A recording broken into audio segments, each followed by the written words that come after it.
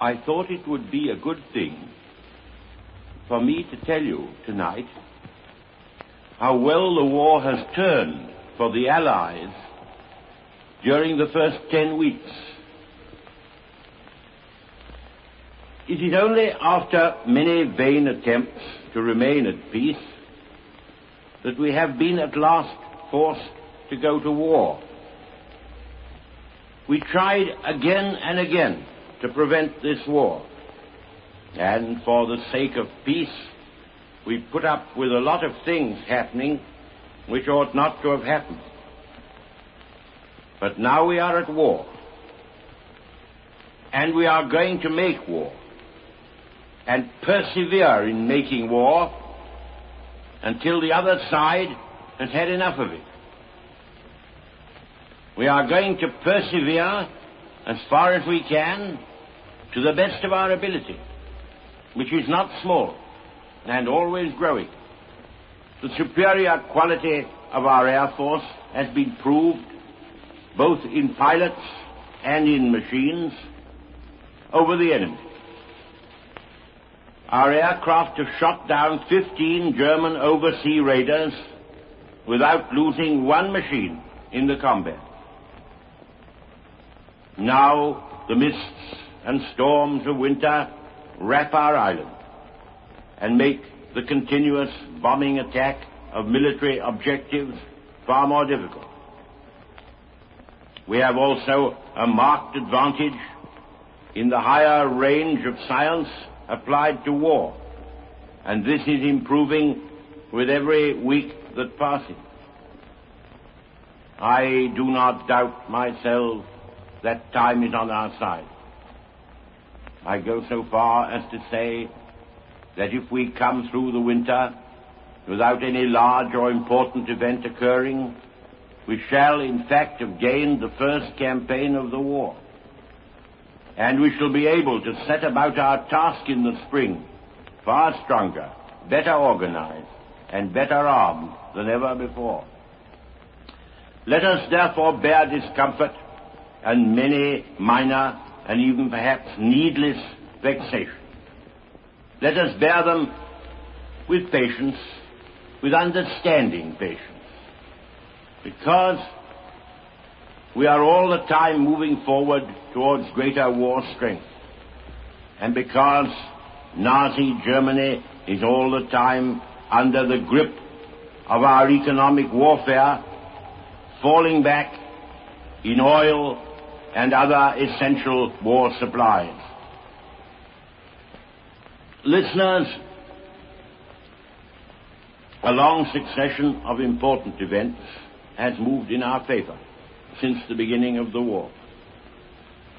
Italy, which we had feared would be drawn from her historic partnership with Britain and France in the Mediterranean, a partnership which will become increasingly fruitful, has adopted a wise policy of peace.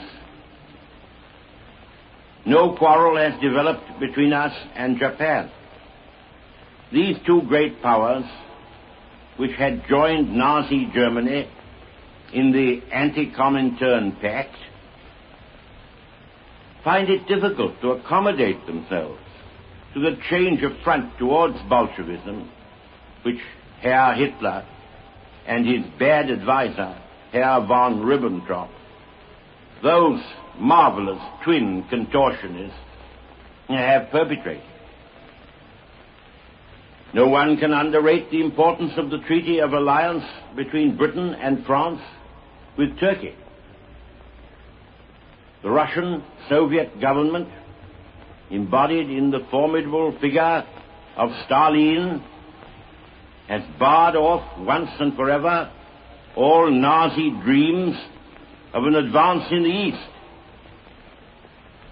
The left paw of the bear bars Germany from the Black Sea.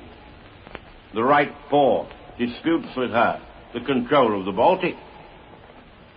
Whatever history may record about these events, the fact with which we have to reckon is perfectly plain. Nazi Germany is barred off from the east and has to conquer the British Empire and the French Republic or perish in the attempt. It is indeed a solemn moment when I speak to you on this 10th Sunday after the outbreak of war. Solemn. But it is also a moment sustained by resolve and by hope.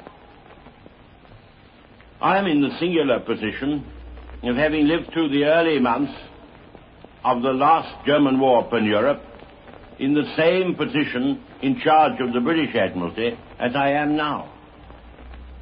I am therefore very careful not to say anything of an overconfident or unduly sanguine nature. I am sure we have very rough weather ahead. But I have this feeling,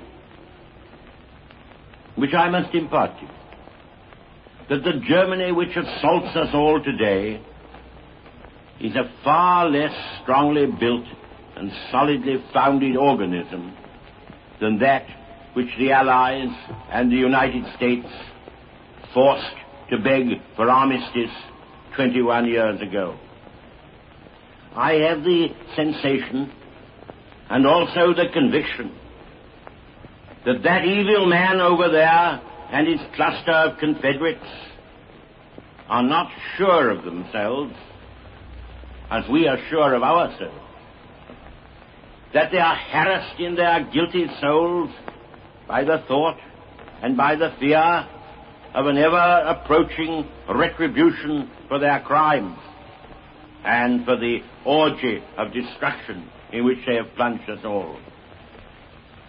As they look out tonight from their blatant, clattering, panoplied Nazi Germany, they cannot find one single friendly eye in the whole circumference of the globe. Not one. Russia returns them a flinty glare. Italy averts her gaze. Japan is puzzled and thinks herself betrayed. Turkey and the whole of Islam have ranged themselves instinctively but decisively on the side of progress. The hundreds of millions of people in India and China, whatever their other feelings, would regard with undisguised dread a Nazi triumph, well knowing what their fate would soon be. The great English-speaking republic across the Atlantic Ocean makes no secret of its sympathies or of its self-questioning, and it translates these sentiments into action of a character which anyone may judge for himself. The whole world is against Hitler and Hitlerism. Men of every race and clime feel that this monstrous apparition stands between them and the forward move which is their due and for which the age and times are ripe. Even in Germany itself, there are millions who stand aloof from the seething mass of criminality and corruption constituted by the Nazi party machine. Let them then take courage amid perplexities and perils, for it may well be that the final extinction of a baleful domination will pave the way to a broader solidarity of all the men in all the lands than we ever could have planned if we had not marched together through the fire. Together